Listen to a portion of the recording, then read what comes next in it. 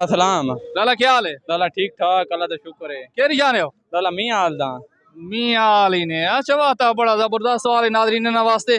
पाकिस्तान ने उन्ना त्रै शहर ना नाम दसाओ जेरे मीम तो शुरू थी ने पाए सन।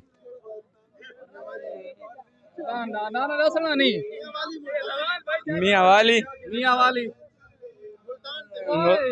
यार मेरी गल सुनो ना। ठीक है ठीक है। एक ता सवालां दे जवाब मैं कुल ना पूछ हाँ। ठीक है। दूजी गल है एंजॉय करन आए वदे हां। अच्छा मैं कैसे पूछूं मैं को गल सवालां दे जवाब समझ नहीं लगदी है बंदूक दी मैं कैसे पूछूं कैसे पता है क्यों मैं दावा थोड़ी पढ़ा मेरे अच्छा अच्छा ठीक है। मेरे दावी च आए ने कोरोना नाल 447 नंबर। अच्छा ठीक है ये था ना हुकूमत देती है एक पार्टी देती है एक किस्म दी कोरोना वाली। कोरोना च जेरे मेरे नंबर हुआ कोई जान जरा मैंने आर्मी वाले ने पाई केंदे। अच्छा अच्छा अच्छा अच्छा यार बात को बड़ा आसान जो सवाल पूछना है।